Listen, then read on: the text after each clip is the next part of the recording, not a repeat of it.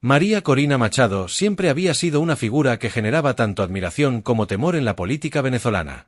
Su visión sobre el porvenir de la nación era diáfana, un gobierno libre de corrupción, sin vestigios de autoritarismo y, ante todo, sin la presencia de Nicolás Maduro. Suscríbete si quieres una Venezuela libre. No obstante, mientras persistía en elevar su voz en el ámbito político, fue consciente de que los métodos tradicionales no estaban dando resultados. Las manifestaciones no lograban el impacto esperado, y la presión internacional, aunque constante, se diluía en la maraña de sanciones y declaraciones de condena.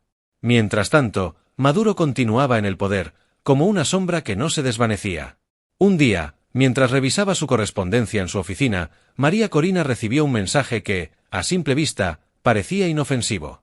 Se trataba de un correo electrónico sin remitente, algo habitual en su vida pública. Sin embargo, este tenía algo diferente, algo que capturó su atención de inmediato. El asunto decía: «¿Estás lista para cambiar la historia?». Dentro del mensaje había solo un enlace y una frase enigmática: «No estás sola». La tentación de hacer clic fue inmediata, pero siendo una persona acostumbrada a la precaución, decidió consultar primero a su equipo de ciberseguridad. Horas después, uno de los técnicos de su equipo la contactó. «María Corina, hemos examinado el enlace y parece legítimo, pero lo más curioso es que proviene de un servidor que hemos identificado como perteneciente a». Hizo una pausa, visiblemente sorprendido. «Enánemes», replicó ella, entrecerrando los ojos de manera reflexiva. Aquella palabra traía consigo un aire de misterio y poder que pocos ignoraban. Enánemes era conocido por sus ataques contra gobiernos corruptos, corporaciones poderosas y regímenes autoritarios. Aunque en los últimos años habían estado relativamente inactivos en comparación con su apogeo, seguían siendo una fuerza temida y respetada en los círculos de poder.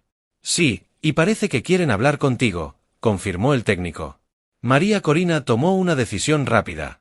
Instruyó a su equipo para establecer una conexión segura y acceder al contenido detrás del enlace. Apenas unos segundos después, la pantalla de su computadora se oscureció y el icónico símbolo de Enánemes, la máscara de Guy Fawkes, apareció en el centro. Una voz distorsionada comenzó a hablar. «Señora Machado, sabemos lo que ha estado haciendo, conocemos sus esfuerzos y también sabemos que hasta ahora no ha tenido éxito.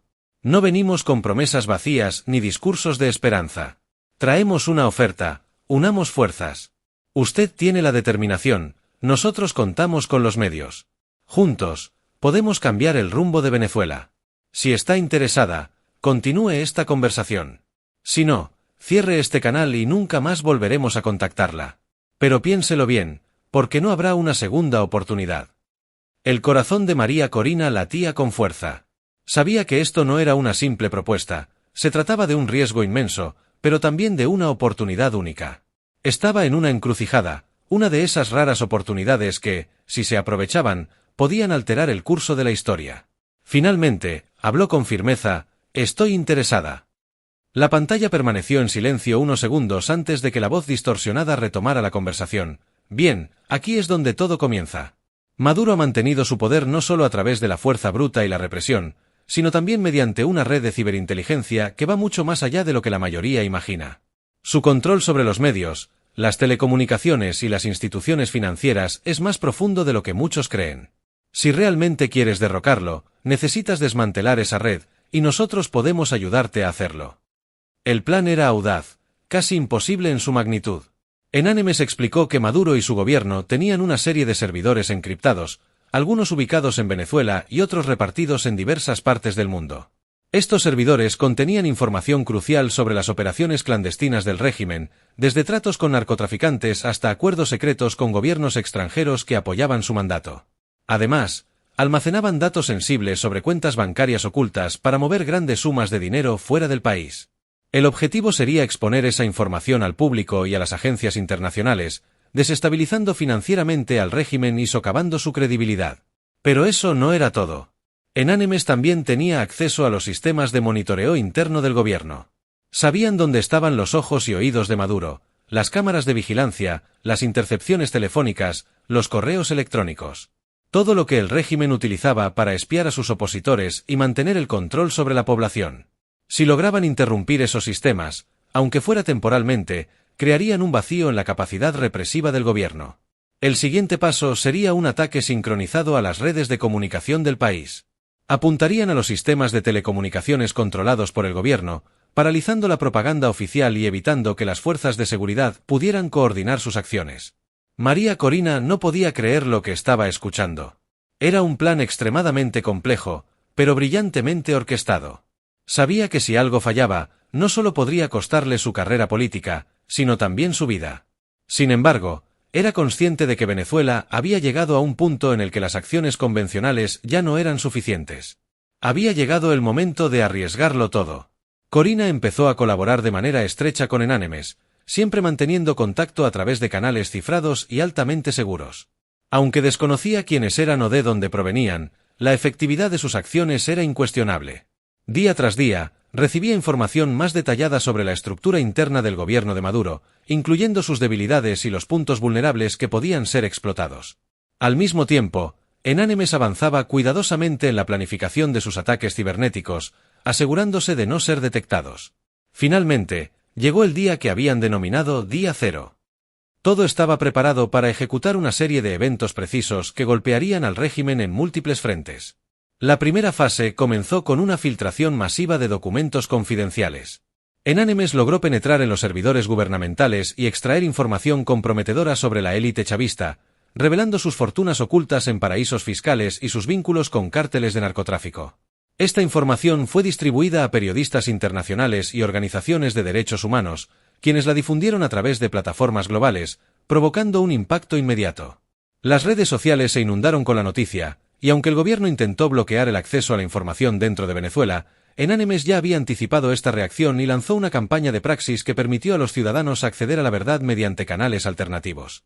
La siguiente fase resultó aún más devastadora para el régimen.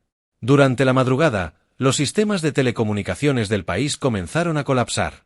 Las transmisiones de televisión progubernamentales se interrumpieron abruptamente, y las fuerzas de seguridad se encontraron incapaces de comunicarse entre sí. En cuestión de horas, el caos se apoderó de Caracas y otras ciudades clave. Sin una cadena de mando clara, los intentos de reprimir las manifestaciones que estallaron de inmediato fueron ineficaces. La población, enardecida por la rabia y la información filtrada, salió a las calles con más determinación que nunca. Mientras tanto, en los pasillos del poder, Maduro y su círculo más cercano estaban sumidos en el pánico. Sin comunicaciones seguras y con la amenaza constante de que más información comprometedora saliera a la luz, el gobierno comenzó a fragmentarse. Algunos de los aliados más cercanos de Maduro, temiendo por sus propias vidas y fortunas, comenzaron a distanciarse discretamente. En pocos días, el régimen de Maduro alcanzó su punto más débil. La presión interna, sumada a la condena internacional y la creciente falta de apoyo entre sus propios seguidores, lo dejó sin opciones claras. Incluso intentó huir del país, pero el caos reinante impidió que lograra su propósito. El desenlace llegó cuando las Fuerzas Armadas, viendo que el poder de Maduro se desmoronaba, decidieron no intervenir para salvar su gobierno. En un giro irónico, aquellos en quienes había depositado su confianza para mantener el control del país lo abandonaron. Enánemes había logrado lo impensable, despojar a Maduro de su red de protección, dejándolo aislado y expuesto. Aunque María Corina no fue quien ejecutó los ataques, se convirtió en el rostro visible de la victoria. No proclamó abiertamente su alianza con Enánemes, pero todos sabían que algo más grande había estado operando en las sombras. Los rumores sobre su colaboración con el colectivo cibernético se esparcieron por todo el país, pero en ese momento lo que realmente importaba era que, por primera vez en años, Venezuela tenía una oportunidad tangible de reconstruirse. Fieles a su estilo, Enánemes desapareció tan rápidamente como había llegado. Dejaron un último mensaje en su página web, dirigido al pueblo venezolano: la libertad no se regala, se lucha por ella. Hoy dimos un paso, pero la verdadera batalla es vuestra. Nosotros solo encendimos la chispa. Así, el régimen de Maduro llegó a su fin, resultado de una combinación de coraje, inteligencia y el poder de la ciberresistencia, logrando lo que muchos consideraban imposible. Sin embargo, María Corina sabía que la verdadera batalla apenas comenzaba. El desafío de reconstruir un país destrozado por años de corrupción y autoritarismo era monumental. Pero esta vez, lo haría con la certeza de que, cuando todo parecía perdido, siempre hay aliados inesperados en los lugares más insospechados. Mientras las calles de Caracas servían en una mezcla de caos y esperanza, María Corina permanecía en estado de alerta constante. Aunque la primera fase del plan había sido un éxito rotundo, ella sabía que los días venideros serían los más decisivos. Enánemes había logrado desmantelar una parte significativa de la infraestructura tecnológica del régimen, pero ahora quedaba enfrentarse a la inevitable respuesta de Maduro y sus leales. Aun sin las herramientas habituales de control, era claro que el dictador no caería sin luchar, y la desesperación de un hombre acorralado podía convertirse en su arma más peligrosa. En su despacho, María Corina se rodeaba de un reducido grupo de personas de confianza, individuos que, como ella, habían luchado durante años contra el régimen y entendían plenamente lo que estaba en juego. Las reuniones se llevaban a cabo con un nivel de discreción casi paranoico, conscientes de que todavía había espías infiltrados y agentes del SEBIN, Servicio Bolivariano de Inteligencia Nacional, ocultos en la ciudad, buscando cualquier indicio de traición para reprimir cualquier intento de resistencia. Estamos recibiendo informes de que algunos generales aún son leales a Maduro, dijo uno de los miembros de su equipo. Están tratando de reorganizar las Fuerzas Armadas, pero hay resistencia interna. Muchos soldados de bajo rango ya no quieren seguir obedeciendo órdenes, aunque temen las represalias. María Corina asintió, manteniendo su mirada fija en la pantalla de su computadora, donde acababa de llegar un nuevo mensaje cifrado de Enánimes. En ese mensaje se detallaban los próximos pasos. Sabían que Maduro aún contaba con las FAES, Fuerzas de Acciones Especiales, una unidad que operaba al margen de la ley y que había sido responsable de las represiones más brutales del pasado. Enánimes advertía que estas fuerzas podrían intentar recuperar el control, incluso si el resto de las Fuerzas Armadas flaqueaba. Además, el mensaje incluía algo más, una lista de ubicaciones secretas donde algunos de los principales aliados de Maduro se habían refugiado. Muchos de ellos eran figuras clave dentro del esquema financiero del régimen, personas cuya detención podría asestar un golpe aún mayor al debilitado gobierno. María Corina sabía que no solo se libraba una guerra en las calles, sino también en las transacciones clandestinas y en los oscuros despachos del poder. Si lograban exponer a estos individuos, y sobre todo, obtener pruebas suficientes, podrían desmantelar la estructura de poder de Maduro desde adentro. Decidió enviar a algunos de sus aliados más confiables a obtener esas pruebas y trabajar de la mano con Enánimes, quienes continuaban monitoreando todos los movimientos digitales de los líderes del régimen. Mientras tanto, las plataformas sociales continuaban siendo un recurso esencial para movilizar a la población, pese a los intentos del gobierno por obstruir el acceso a redes como Twitter y Facebook. Enánimes había habilitado numerosos servidores proxy y redes privadas virtuales, VPN, para asegurar que los ciudadanos pudieran seguir organizándose y compartiendo información crucial. Los vídeos de las protestas, los enfrentamientos con las fuerzas de seguridad y las reuniones clandestinas se difundían a gran velocidad por todo el país. En el otro extremo de Caracas, en los barrios más pobres y olvidados por el régimen, la tensión también iba en aumento. Durante años, estos sectores habían sido considerados bastiones del chavismo, donde el discurso populista de Maduro había echado raíces con mayor profundidad. Sin embargo, los últimos años de hambre, miseria y la carencia de servicios básicos habían erosionado esa lealtad. Aquellos que alguna vez apoyaron firmemente al gobierno ahora estaban divididos. Algunos seguían creyendo la retórica oficial, mientras que otros, desgastados por la dura realidad diaria, empezaban a ver en María Corina y la oposición una posible alternativa, aunque frágil e incierta. En uno de estos barrios, un joven llamado Alejandro, de tan solo 22 años, caminaba entre los angostos callejones decorados con grafitis. Algunos de estos murales apoyaban al régimen, mientras que otros llamaban a la resistencia. Alejandro había crecido bajo el chavismo. Su familia, como muchas otras, dependía de los programas sociales del gobierno para subsistir. Sin embargo, con el paso del tiempo, esas ayudas se convirtieron en promesas vacías, y la vida en los barrios se volvió insoportable. Las bolsas de comida que antes llegaban mensualmente se hicieron cada vez más escasas, y cuando llegaban, apenas contenían lo suficiente para una semana. El suministro de electricidad y agua era intermitente, y la inseguridad crecía como una amenaza constante sobre las vidas de quienes habitaban allí. Alejandro había visto a muchos de sus amigos y vecinos caer, ya fuera por la violencia de las bandas armadas o bajo la represión del propio gobierno. Por ello, cuando comenzó a escuchar rumores sobre las primeras protestas organizándose en su barrio, sintió una chispa de esperanza. No era un activista con ideales políticos definidos, sino simplemente un joven que anhelaba una vida mejor. Cuando los rumores sobre la inminente caída del régimen empezaron a circular, Alejandro se unió a un pequeño grupo que estaba organizándose para resistir cualquier intento de represión gubernamental. Reunidos en un pequeño taller mecánico, escondido detrás de las casas de ladrillo sin pintar, Alejandro y otros 5 jóvenes discutían cómo prepararse para el caos que se avecinaba. Uno de ellos había conseguido un transmisor de radio antiguo, lo suficientemente robusto como para mantener comunicaciones básicas en caso de que las demás formas de comunicación fallaran. «No somos soldados», dijo Alejandro. «No estamos aquí para luchar con armas, pero podemos defendernos. Sabemos que vendrán por nosotros si esto sigue así.